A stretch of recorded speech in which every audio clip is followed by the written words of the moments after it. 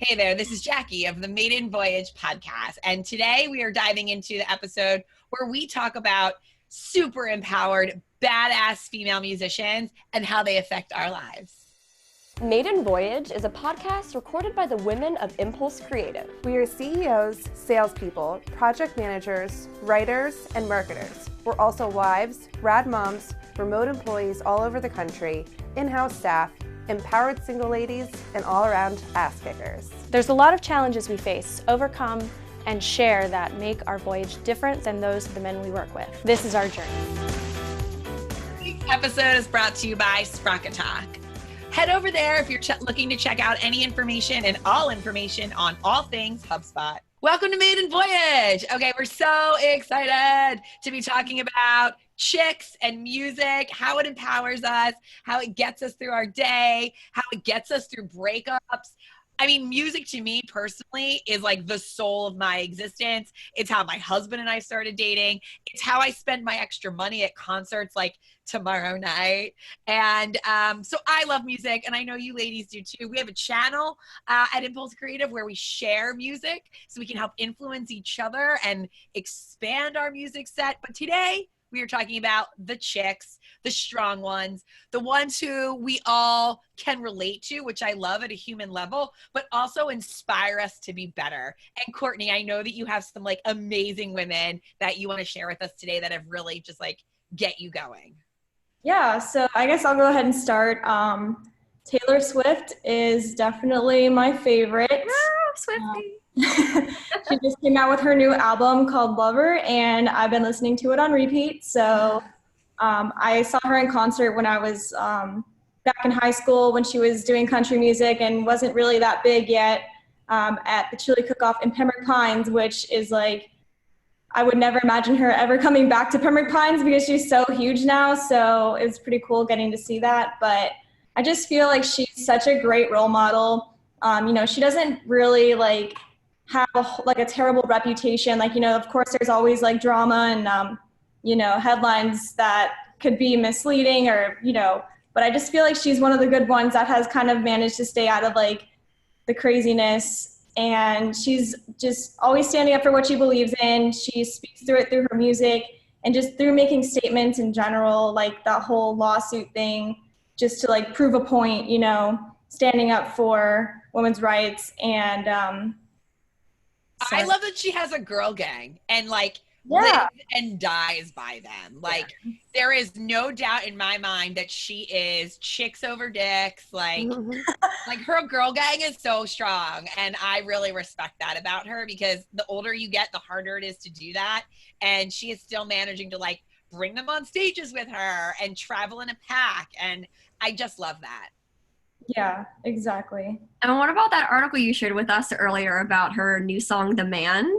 Is there anything you can say about that? That was really rad. I feel like that song is just a really good example of, standing up for what she believes in. And kind of what I discussed earlier about the whole lawsuit situation. That song actually there's like articles that say that that's related to that whole lawsuit situation and just in general, this double standards of like working hard as a female and then being questioned for the success and if it was deserved. So I thought that was really cool to read. And just in general, like the lyrics are super powerful. And I feel like, that's what she stands for is just, I'm not actually sure about the lawsuit. So, and myself, along with maybe other listeners may not be familiar, we will share a link about everything that was involved in that. So you can get a really good kind of background information on specifically the lawsuit with Taylor Swift and then parlay into this article about the song, The Man, and how it relates. So I think that would be a really great follow-up piece for everyone to check out. Was there another musician or artist that like totally gets you going? Yeah, so I really like Demi Lovato too. Like she's honestly has like such an amazing voice. Like I feel like it's really like natural too. And, she's struggled a lot with body image, but and substance abuse as well. Yeah. She has. And I feel like she's just embracing that, like embracing our flaws and really promoting like self-love and loving your body and like, your strength and, how it represents everything that you've been through, all your scars, your journey. And just, being able to embrace that. I like that she's been open about her struggles with her addiction. And I listen to her when I work out. That Sorry Not Sorry, that gets me every time, man. Every single time. I really do love her too. I thought it was so great. She was like, did you guys hear about when she released her song about like not being sober anymore? What happened with that? Yeah. No. She played it live for the first time ever at a concert. And I guess a ton of her fans started like sobbing in the crowd. Like she didn't announce that she wasn't sober. She did it through that song live at a concert. Wow. And I'm even like teared up thinking about it. Cause I guess Didn't she go to like rehab shortly after that too? Yeah, I was gonna say, I thought she went to rehab and that was publicized. Yeah. No, but it was after, I think, that she went. Released it. Oh, I think she went a couple times. Like that takes like a lot of balls to like admit that you failed on the main stage, It makes her so much more human, like relatable for sure. Yeah. Exactly. She is authentic to the bone, that is for sure. Yeah. And now she's been like working, like she had a really long relationship with the guy from that 70s show. Like a really long-term relationship, parted ways, and then after that she started working out like a boxing gym, and like that's when Sorry Not Sorry came out, and like she is just like she is like a gritty chick. I really love that. Agree. All right, Audrey, who you got? What are you packing? I wasn't going to say this, but Courtney, you reminded me of something. So someone else who went through a lawsuit that I fell in love with after, Kesha. So I was never a Kesha fan, but when she got like back from her whole lawsuit debacle, I can listen to that girl, I swear, and feel so empowered for just like a few minutes. We like jam it in the office. We would blast Praying. Every time we'd hear that song and you weren't in the office, we'd be like, where's Audrey? I know. I love it so much. I'll be in a meeting and I'll be like, no. And then we'll have to play it again when I get out. I love it.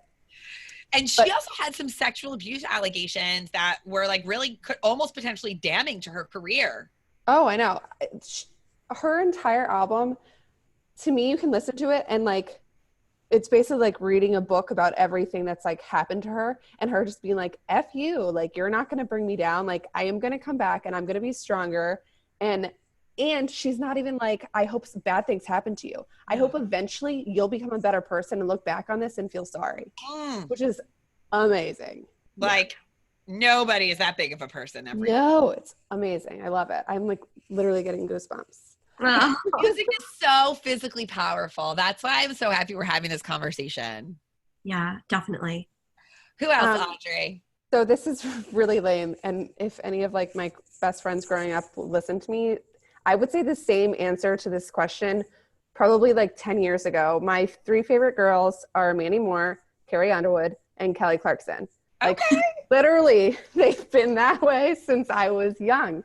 I just think that they're like good on body image. They're strong mothers. They've tried more than just singing. Like they're not scared of being who they are. Like Kelly Clarkson is just like, I love listening to her talk because she's so relatable too. Like she's having her own show. Do you know? Yeah. Oh, girl. Oh, my bad. All right. Already do me hard.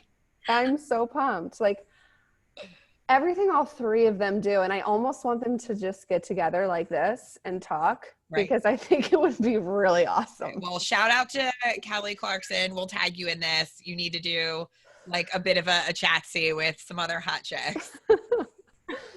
All right, carry on. Not a pun? Carrie Underwood pun? Oh my God, no, but that would have been great if I did it on purpose. I won't take credit for that. Okay, Jen, you have like a very eclectic music taste. So I'm super excited to hear who like of these female empowerment chickies get you rocking. Yeah, so I'm talking about two artists that I feel like maybe some of our listeners don't know because they're not huge, but maybe this is kind of like inspiration to get you to dive into their music. The first girl that I want to talk about, her name's Carsey Blanton. She's kind of like a sassy Nora Jones, so she kind of has like a folk jazz vibe to her music. But I love her for 3 reasons. She talks about like politics, women's rights, and self-love. Love. And she's super outspoken. The thing that I like about her is she uses her music as a outlet to stand up for what she believes in her causes. So on her most recent album, she had 3 songs that kind of got like a little, like not politically heated, but had political undertones to it. And they're really fun. It's like American Kid, Bed, and Jacket, if you're listening to that album. She had this like fun line where she's like, "You're just a Democrat. I'm a revolutionary." And like, it's like, I don't know, just great one-liners. She's also an active blogger, so she talks about her politics on her blog, which I found amazing. That's interesting. That's an interesting parlay. It's like she already has a stage to stand on, but she's choosing to dig deeper into what she really wants to see changed in this world. Yeah, that is amazing. Absolutely. And I think that one thing I admired about her too, because I saw her live in concert a few months ago. She was playing in a smoky little cute speakeasy, so it was very intimate. I was just a few feet away from her. She shared a little bit about her struggles with body image. She actually wrote a song called Fat and Happy because she had some hater on the internet body shaming her and saying that she was fat. And girl, by no means is she fat. Like she's curvy, but she is not overweight. So she wrote this, instead of being nasty and bitter, she wrote this song about like how she's going to be fat and happy one day, high on the hog, and like she wishes that this other person wasn't going to be moaning like a 3-legged dog about like all these problems. So she turned it into kind of like little playful banter, but she still spoke her opinion on like, hey, so what? I'll be fat and happy. Like, screw you. And I kind of love that about her. The other artist that I wanted to talk about, her name's Mia Folick. I love her because she talks about a lot of hot topics that are becoming more popular nowadays, but are still like sensitive subjects for some people. So when she first started out, she wrote a song called Dead Body that talked about rape. So Mia herself was never raped, but the song, she had multiple people that shared their stories and how much the rape affected her. And I have a great article that I could share the link to where the press kind of like covered her talking about it. And she basically has lines in the song where she's talking about, like, I don't want your money for my silence. I don't care who knows my name, like, over my dead body. And it's like her proclaiming, like, you're not going to get away with this. I guess like it was about some people that were almost like the Kesha thing, like big names that thought they could get away with doing this to people. Right. And it was kind of like her outlet. So I found that really fun that she didn't even go through this personally, but she felt so inspired by other people's stories. And like you said, she had the mic and wanted to give a voice, a statement to this. Right, to this. That's amazing. Yeah. And her second thing that I love about her is that she's bisexual. And she wrote a song on one of her new albums called Baby Girl, talking about like her new girlfriend. And actually GQ interviewed her. Her girlfriend's actually K Flay, the rapper. And they interviewed. I have no idea who that is. Oh, I don't really follow her as well, but I feel like a lot of people knew her, so I figured I'd mention. But Audrey, do you know her? You made a smirky face. I know the name. Like I know. I don't have her. People don't listen to CDs anymore. I don't have her thing on my. I do. I listen to CDs. Yeah, I do. But anyway, I just thought that it was great. Like she had an interview with GQ where she came out with this song and said like, you know what? So what? I have a freaking girlfriend, and I guess that. This was K Flay's first ever female relationship, so it was like a big moment for her to come out. Oh wow! So I just love women that have strong opinions and they stand up for their values and what they believe in. And I feel like Percy Blanton and Mia Folick are those girls, and I love them. Shout out. I love that, Jen. As always, you do not like disappoint. You always pull something out that I'm like, I have no idea, but I have to go and look at that up now. I want to too. Yeah, I'll share some links and for our listeners too to check them out too. Yeah. And stay tuned. We've got some exciting things later that we're going to let you know about, where you can get a taste of everything we're talking about. So hook you on for later. I guess that leaves me. I'm cheating. I added a third chick. I'm actually going to talk about one dude too. So stay with me here. Stay with me. Love So it. I'm gonna. We always have like an internal chatsy before we do this, and I'm gonna start with someone who's not on my list because I picked two as well, more like contemporary artists, but like somebody from the '90s who will always have my heart, and I think you ladies will agree that like TLC were some of the starters of a female empowerment girl gang. Like those chicks showed up. No scrubs, waterfalls, like red light special, owning their sexuality. Yeah, like owning your sexuality, like being who you are, an independent female. Those were the songs of my childhood that like in my like formative years that I was listening to and like learning how to be a strong young woman. So I love me some TLC. I still do. Okay. One of the first tapes I had was TLC.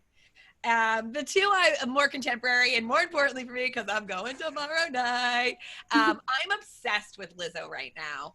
I heard Truth Hurts, which is like one of her standout songs, in a movie. And I was like, this song is pretty catchy. And so I Googled it and like Lizzo appeared on my screen and my life has never been the same. I like eat her up every day. I can't get enough of her body positive message and really just like an inner strength I think she sings about. It's like a lot of her songs are like, you could have had me to support you. It's Truth Hurts. Like the beginning starts by her saying like, you could have had a bad bitch non-committal help you with your career just a little, but you chose to walk away from me. And so now you're on your own. Like she knows her worth and she knows what she brings to the table. And she's like this other song, Jerome, she's like, she ain't messing around with no Jeromes anymore. Like, I don't have time for you, Jerome. We've all had a Jerome in our lives. You need to walk away and call me when you're a big boy. Like, I just love that. Like, she knows her worth and she honors it physically, spiritually, and like her love. She owns that. And I go girl. So excited. So that's one. My other one is Pink. The reason I really, really, really love Pink is not necessarily for like her music. I love Pink. She's poppy. She's fun. She's gritty. She's from Philly. Like, I feel like I can relate to her on a lot of levels. Why I love Pink, I'd say in the last 8 years, is because of the way she embodies motherhood. She accepts that life is messy. I follow her on Instagram. Her children are adorable. Her marriage got a little sloppy there for a bit. They recovered. Like everything she does is for her kids. And I just love that now she's making music that is influenced by that. So I just really respect her, like mom to mom, that like she is who she is to the core, but motherhood changes you and her music is reflected within that. And then I just think that's really freaking cool. So I love that.